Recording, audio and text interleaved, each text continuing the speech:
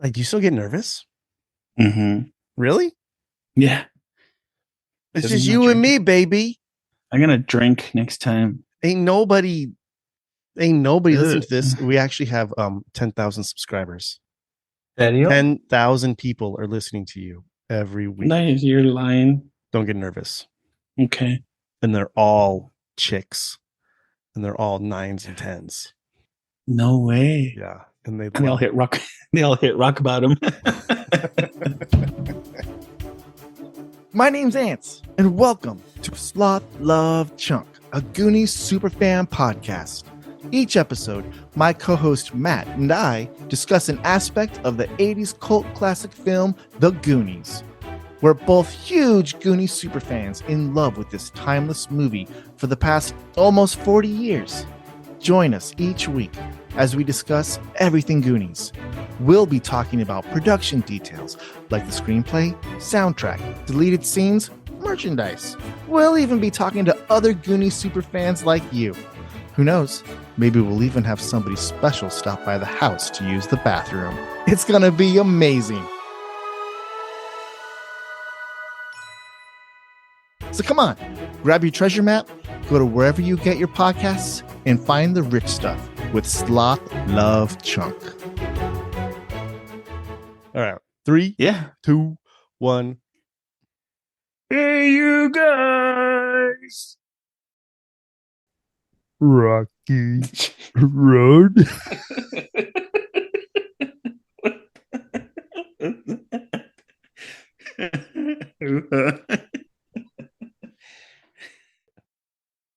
Hey, everybody, and welcome back to episode 7 of Sloth Love Chunk.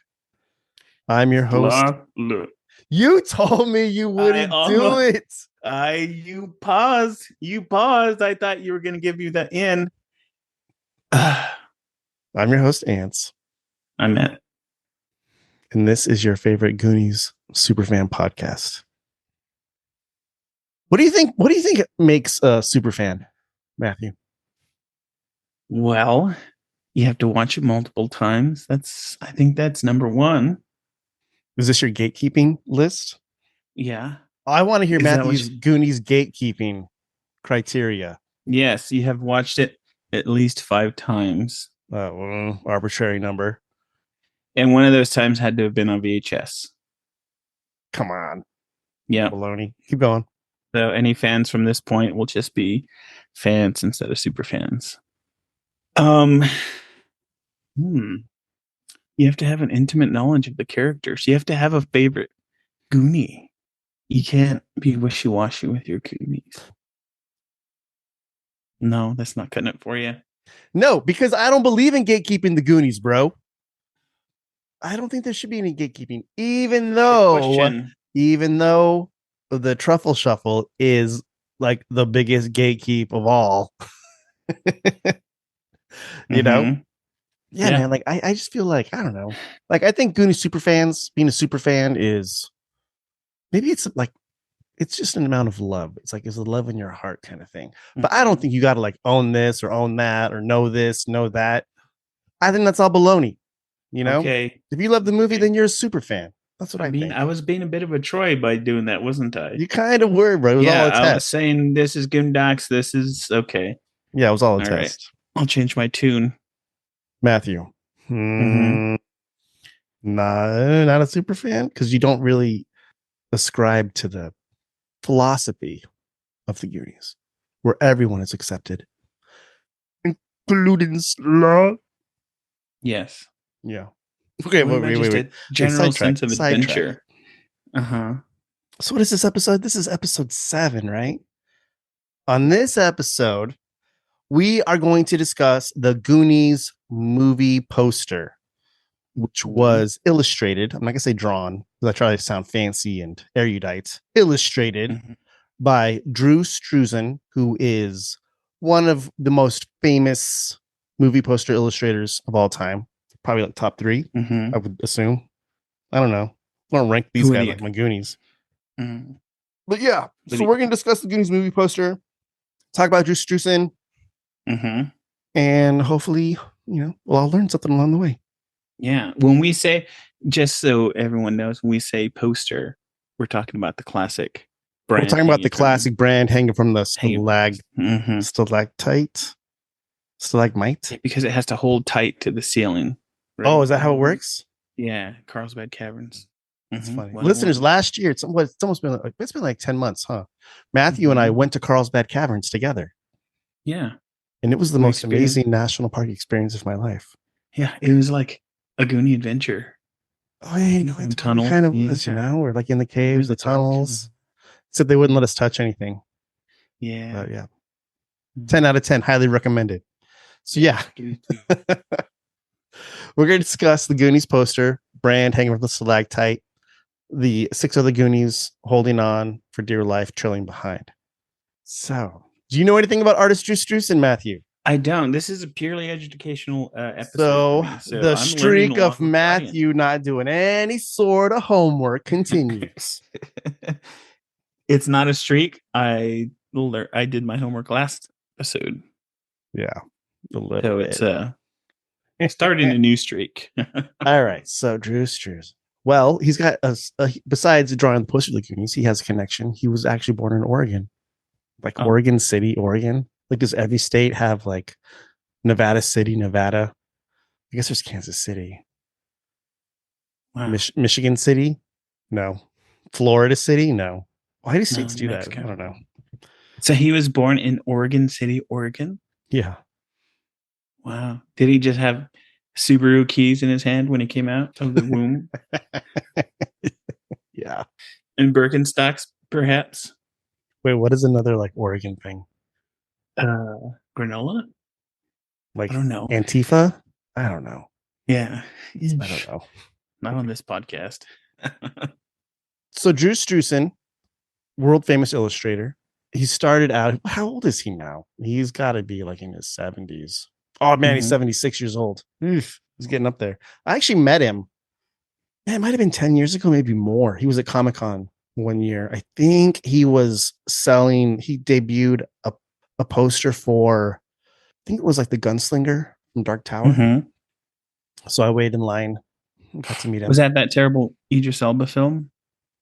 No, it was before that. Oh. It was just based on the novels. So I got the poster. Then I flipped it on eBay. I'm guessing he wasn't selling Goonies posters still? No. If you go to his website, he has all of like his posters and work that he's done. And next to the Goonies one, it says sold.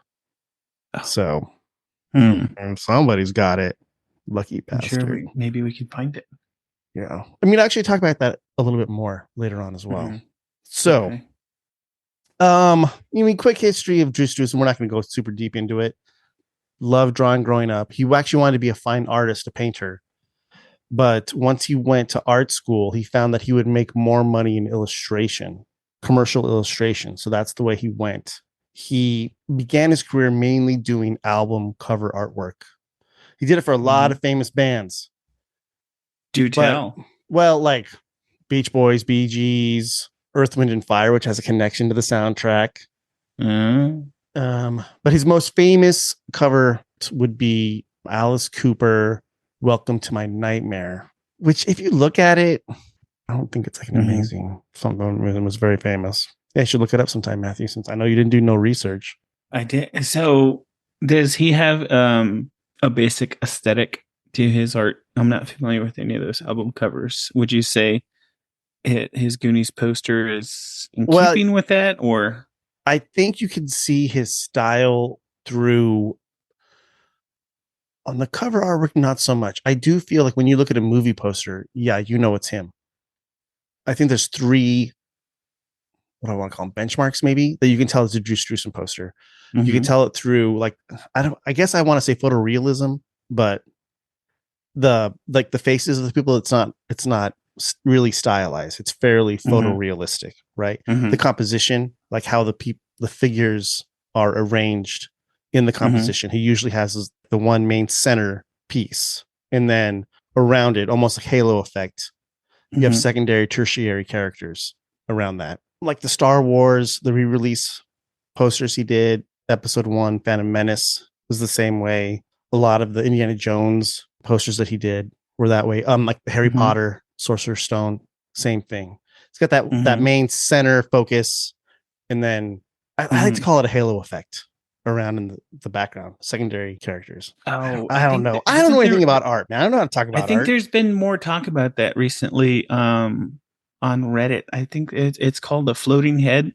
I think is what they call it. Is that what you're referencing? It would be Tony Stark in the middle, and then all the other It's MCU not characters. necessarily a head so much as, but it's that main guy, Mhm. that's the focus, because of course it's the main character, and then it kind of explodes out from there. Mhm.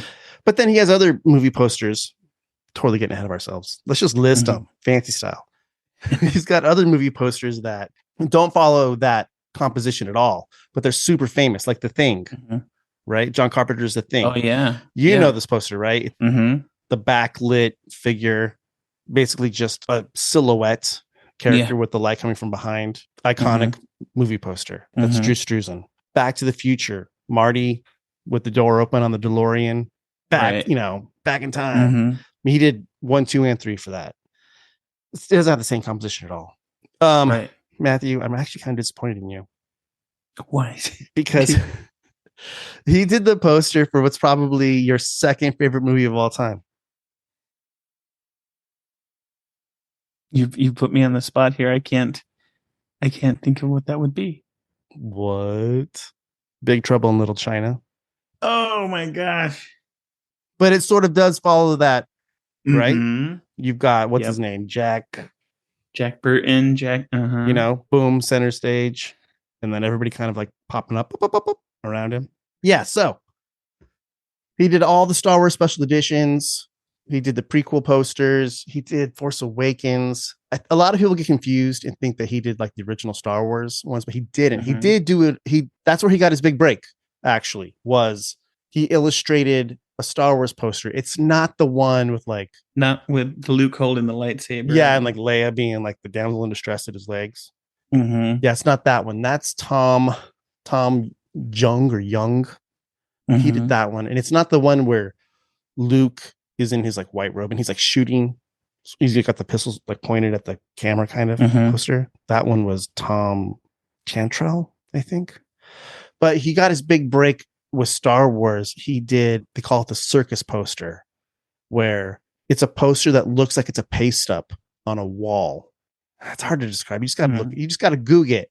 So just Google Star Wars circus poster, A New Hope. It'll come up. So yeah, that's how he got exposed to George Lucas. And then once he got in with George Lucas, he got his in with Indiana Jones, Lucas, Spielberg, tight. Boom, did E.T. Everything after that. Are you looking it up? I'm looking at the circus poster. Oh, I see what you're saying. Yeah, it seemed like a poster that would be promoting Barnum and Bailey's kind of style. No, but you know how it looks like someone just slapped it up real quick with glue paste or whatever they call it. Yeah. I mean, it's not like the poster is. I wonder what there's a technical term for that. Where I want to call it almost like a meta poster, where it's the poster being a poster, right? So the poster shows the poster on the background, almost like the poster is referencing itself. I get it. Meta poster. Dude, I just made that up. I don't even know. It's probably like a legit term. Inception. I just don't know. Poster. You gotta do a kick to get out of the poster. What poster? What level of the poster are we in? Oh, you gotta wait for the kick. Oh, we're in another poster. Yeah, so he's done 150 movie posters, tons of album covers. He's world famous. He's been inducted into the Illustrators Hall of Fame. He's the man.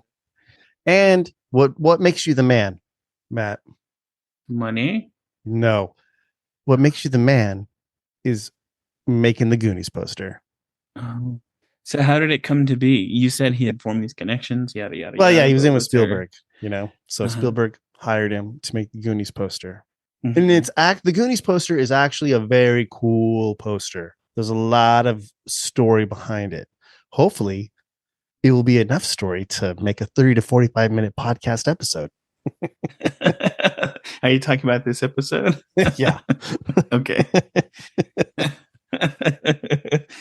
Okay, paint us a word picture, Anthony. So everybody knows or should know the classic Goonies movie poster brand hanging from the stalactite, like we said before. Mhm. There are 7 versions of this poster. Each version has each Goonie being the main character holding on to the stalactite, not just Mhm. brand, which is pretty awesome.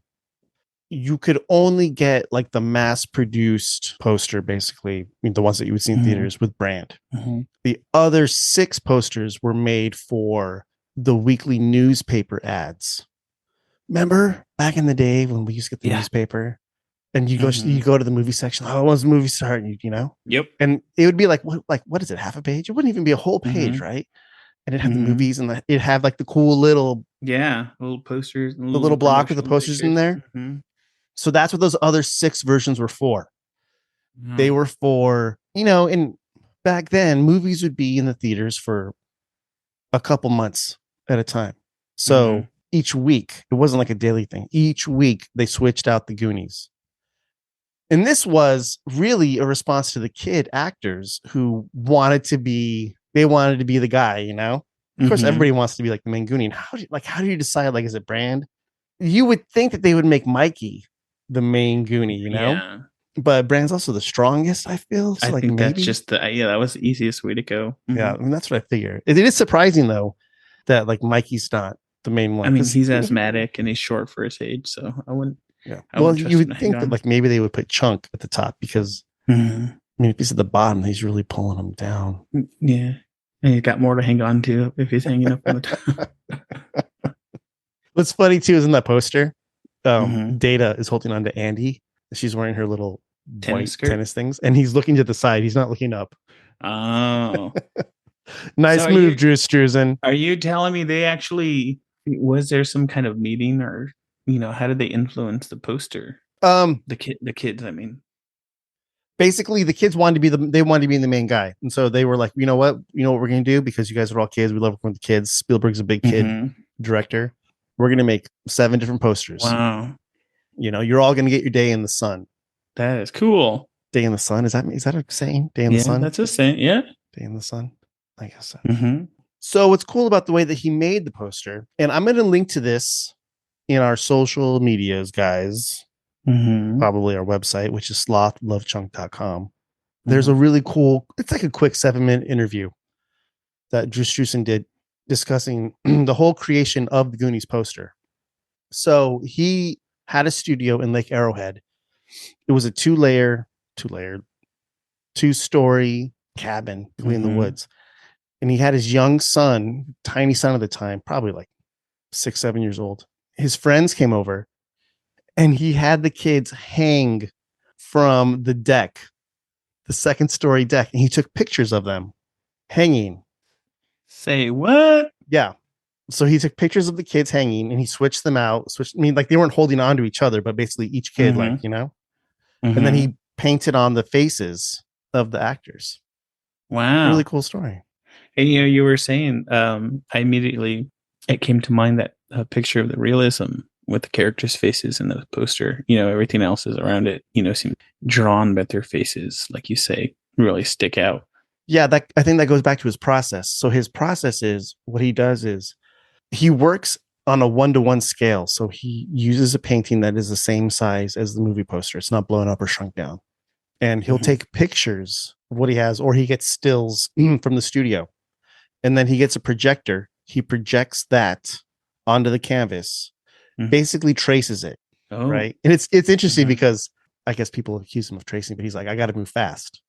He actually did the Thing poster. He did it in less than 24 hours.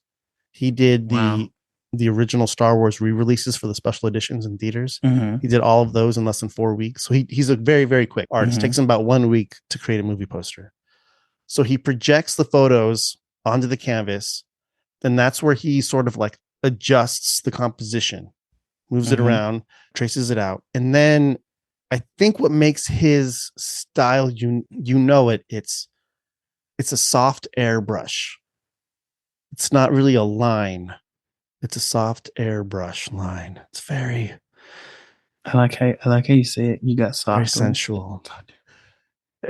So he airbrushes it. He doesn't use paintbrush, whatever. It's airbrush. He can make you an awesome t-shirt. And then he goes Wow. in with Yeah, I might have seen him the fair. at the flea market down the street. Yeah, then he goes in with like colored pencil, even, and then he like adds highlights, Huh. adjusts it. That's pretty cool. So by using that Wow. photography method where he takes the photos, then he projects them, he can get the super like that photorealistic look. So where could a Goonies super fan get their hands on these other 6 posters, or are they still in existence? Well, somewhere? no, there is no.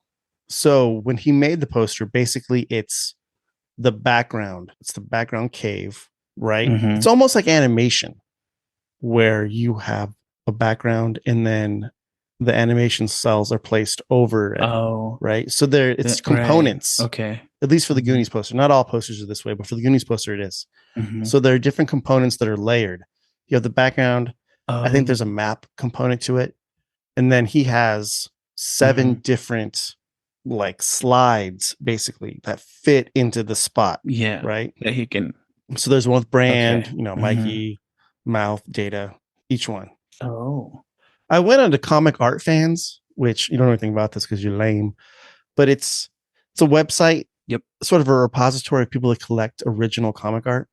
And there's a guy on there who claims that he has the originals of. He doesn't have. Yeah, Like he the doesn't have the templates? main one, I guess, like the brand one, but he has all the other ones. Mm-hmm. Was looking at him like I feel like it's a little dubious looking Hmm. at it. I feel like he might have reproductions, but then Yeah. like it looked pretty good. You know, I don't know. So I mean, you could probably get AI to redo the poster nowadays anyway. he doesn't even work digitally. He's like a straight traditional artist. And is he still? No, man, he Is retired. he still doing his But thing? he comes out of retirement occasionally. He's like retired. Force Awakens was out of retirement. You think maybe? Ooh, next year is what, the 40th anniversary of the Goonies? Maybe it's not gonna happen. Is there a campaign? You want to start a campaign and get him to come out? Do you think he'll draw a poster for us? Whose Whose face would be in the middle? Not mine. I'm just the no. Come on, understudy. Maddie. You're the man, bro. Yeah. Okay. So pretty interesting about the Goonies poster. I love the 7 different variants of it. Man, I almost spent. I had to throw my phone down this week. I almost spent like 200 bones on. It was like a gallery edition print of the Goonies poster, but without the like the dressing. You know, it doesn't say Goonies. You know, not all the the jibba jabba. Yeah, none of the jibba jabba stuff. It's just just the picture. You can buy like a a big print that has each of the individual templates of the 7 styles. 1,500 bones. Yeah, I was like, that's not gonna happen. I think that's the gate that we haven't passed. Thrown down $1,500. Haven't we? I feel like we have. Have I? I feel like I have. I might probably you have, but that's a gate that I have. Yeah, I was thinking about putting like all kinds of Goonies posters in my new Goonies bathroom. Which, if you listeners, do tell. We're following along on our Instagram page, or you can go ahead and check out our YouTube page, YouTube channel, Sloth Love Chunk. That's right. Ant's got an upgrade to his my wife bought me a Goonies toilet seat. To his throne. It's been pretty awesome. Yes, it's glorious, and it's high quality too. This ain't no Walmart. This is a Perkins. Goonies this is a Perkins pot. Yeah. That's what he would have been pooping on when he flew up into the air and said, "Daddy!" Yeah, maybe I should brought this up when we were discussing Super-Fans. Does having a Goonies toilet seat make you a super fan? I mean, it certainly helps, I suppose. Well, after your dumps, Ant, you need a super fan. That's a good one. I'm funny. Yeah, man. So it was a quick episode. That's nice and quick, right? No, but I learned a lot of stuff, man, about Mr. Struzan. Struzan. So, hey, guys, thanks for sticking with us. Be sure to check us out on our linkage. We got a website, slothlovechunk.com. Sloth Love Chunk. Instagram, Sloth Love Chunk Pod. You can always email us, Mhm. send us whatever you want to send us at goondocs@slothlovechunk.com. I've been getting a lot of Yes. interaction on the Instagram from fellow Goonies super fans, and I love it. Have we? A lot. I love it. That's I great. was talking to my wife the other day. Like the best thing about doing this podcast, besides spending time with you every week, Mhm. Matthew, which I love, hasn't Go on. this been nice? Okay. You know, we used to It's just like fun, text, yeah. and it's Uh-huh. just like faceless Matt for how I many know. weeks in a row. But now I get to see you every week, and I like, it's know. really like it's you know, Yeah, It's- it's a very pleasure. nice, It really you know? is. Yeah, I deflect because you society. but besides it's from that nice. bullshit, It really is. it's nice meeting other Goonies super fans. Or just fans in general, just people that Yeah. love the Goonies, and people tell you how much the movie means to them. Mhm. Everything else, Do you get all? Does it make you all choked up like you did when we went to the a little bit museum? does. Yeah, Yeah. that also makes me think, dang, these people are way more into the Goonies than I am, which is awesome. Dude, I've seen some of their Instagrams. I Yeah. don't know, like There was a Yeah. YouTube link, and it was posted last year. Someone took a Mhm. tour of the Goonies house, and I didn't want to watch it because one, I was jealous, and two, I thought, man, what does it say about my super fandom that I didn't make that happen? Well, like we were saying, bro, there's no gatekeeping. I know, but still, I mean, my goodness, yeah. It's something to aspire But to. it's good to know, and yeah, also exactly. to like celebrate Good to that know. person's like happiness and fandom, and like they had to have been super stoked Mhm. to be in there, to appreciate how they must have felt. I'm gonna that, watch it.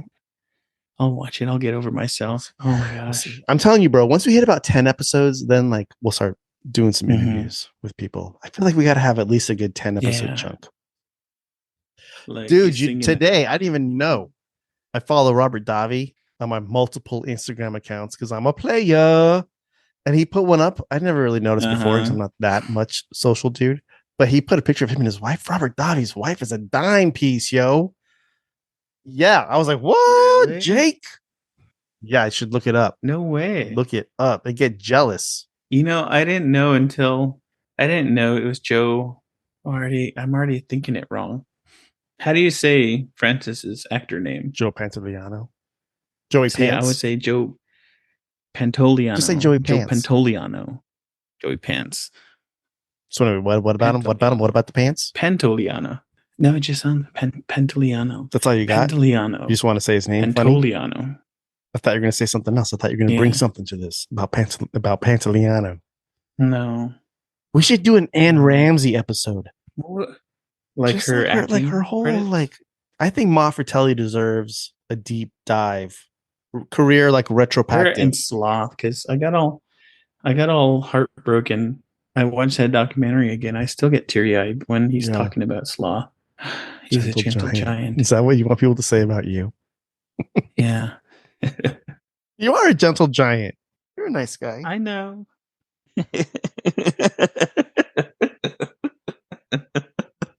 Dude, half the comments we get are like, "Oh, you could talk less about wanting to bone Andy." I'm like, yeah, Matt gets carried away sometimes. Did I say that? When I started talking No, about I Andy didn't. Kane and Data being below her, I was like, I'm just waiting for Matthew to say something. Matthew's going to be like, "Oh, I would have looked straight up there. Oh, Like coochie. I had to start climbing You know what? those Is it legs really- quick." Can you send me a screenshot of one of those comments? Because I can't see the comments, I'll send you right? one, bro. I'll send you one. Yeah. Really? They say that? Well, Carrie Green how old was she when they filmed that? No, we're not going. No, stop. She wasn't. Oh my God. She wasn't over 20. I'm not allowing this anymore, Matthew. You need to let your childhood crush die. I'm not saying. I'm just wondering how old. Carrie Green is on. She was on Cameo. She's paused, but dude, like, I want to get you a Carrie Green cameo for your birthday. But I just don't know what that's. I mean, I don't know what's gonna do to you. I don't think you're telling the truth about this comment. You're gonna get out of control, bro. Well, you did put I explicit. know. I got to do it every time. I got to do it every on their time. thing, right? I don't want to, but I do. Well, I didn't say anything this episode, so those commenters can suck an Yeah, I egg. don't know. I don't know what we're gonna do about next episode. Listeners, there may be a 1 week hiatus, 2 week hiatus. I don't know. My kids are on vacation next week. I got to take them to Joshua Tree National Park. Ooh, you gonna see listen to U2 on the way over there? Maybe we're going camping and we're staying in some hotels and stuff. Yeah, we'll see. That's cool. Heck yeah, dude. Mm-hmm. I'll be back on Thursday night. It's plenty of time to do another episode. You know, if somebody else did some research. Yeah, I mean, you don't need to edit. I mean, we can just put it out raw, bro. You don't need to edit. I don't want to do anything raw with you. I need to just give them coverage. Just give them the raw Matt Nance, dude. Like back in college, bro. Do that shit in college. No. All right, so you guys know what time it is. Matthew thought I was gonna forget. Gonzo never forgets. It's time for the Goonies Oath. So if you would like to become an official Goonie, go ahead and follow along. You can find the Goonies Oath on our website, slothlovechunk.com. All right, raise your right hand and follow along. Here we go. I'll start. I will never betray my Goondock friends. We will stick together until the whole world ends. Through heaven and hell and nuclear war. Good pals like us will stick like tar. In the city or the country or the forest or the boonies. I am proudly declared a fellow Goonie. Nuclear war. You like that? I wanted to do. I was earlier thinking about doing a whole episode with like a New York accent. Mm-hmm. You can't do it a whole episode. I could try. I'm a master of voices. I'm like Dana Carvey, a master of disguises. Dude, I tried that. Honestly, we played Arkham Horror, and my friend said, "Let's do it in character," because we played in Halloween, and I got Tommy Muldoon, the cop. I could not do Boston cop, right? Yeah, I could not do it for a full game. I don't think I know. I don't think I have enough exposure to Boston accents to do. Oh, it was hard. I tried 4-hour game in Boston. I could definitely do New York or like Asian, Mexican, Hispanic accent. I got that down pat. Yep.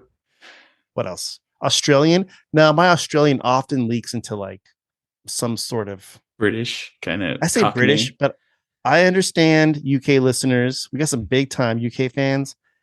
I don't know the different area dialects are extremely different, and it's probably very. I don't want to say territorial, but what is I don't know. Yeah, you're probably insulting somebody right now, and you're not. You don't even know. Yeah, if I talk like that, like, oh, this is my British accent. Hello, good day. They're like, you motherfucker. No, But then if I'm like, hello, rightio, right as rain. That's the Queen. Then I've completely pissed off an entire other. So I should stop. Then there's Manchesterians who are saying, "Oi, that bloody motherfucker, he's full of chunder." I made it. One of my friends, gosh dang it, I wish I could remember what it was. You ever had that baked bean pizza? No. They apparently eat that across the pond. It's baked bean pizza with the beans that are baked. That's terrible. Anyway, yeah, I made it one time. It was hard to find those beans. You got to find the baked beans that are in the blue label cans. Those are the English, the British. I don't know. Is this wrong? Imperial? I don't know. The Australian, but yeah, you get like a pizza crust, and then you pour the baked beans into the pizza crust, and then you bake it and you eat it like a pizza. It was pretty good, dude. I dug it. Yeah, they're all into beans over there. I'm probably gonna have to cut this whole section. People are gonna show up at my house with a knife. In Australia, they have fairy toast or fairy bread. Have you ever heard of that? No. They take white bread and they slather it with butter, and then they put sprinkles on it. That's it. So it's just white bread, butter, and sprinkles. It's something my kids would make. Yeah, it's like what they call it, 5-year-old breakfast. If my kids wake me up in the morning, I'm like, go make breakfast. They make that. It's called fairy bread. Yeah, easy. And hey, international. Yo, as a Mexican, how do you feel about avocado toast? I don't. Tell me your feelings. I like it, but it's not a Mexican dish. maybe like I feel like we just want to own avocados too much. Do Yeah. Mexicans try to own the concept of avocados? That's And the maybe only that's why commercials I you kind ever of have a see. problem with it. Avocados from Mexico. Mexico. No, I've never thought of it as that. I've always thought of it. Yeah, I think of Oregon when I think of avocado toast. Oh, really? Actually, See, my Yeah. son loves avocado toast. like right away, I think West Coast.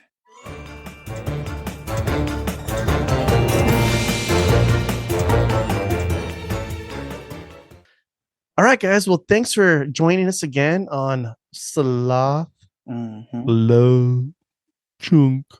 Next week, let's Love do. Chunk. Mhm. Oh man, Matt, let's do the video games. Oh, Let's do video yeah. games. There's what is it? Goonies 1 and Goonies 2 Dude, video I games.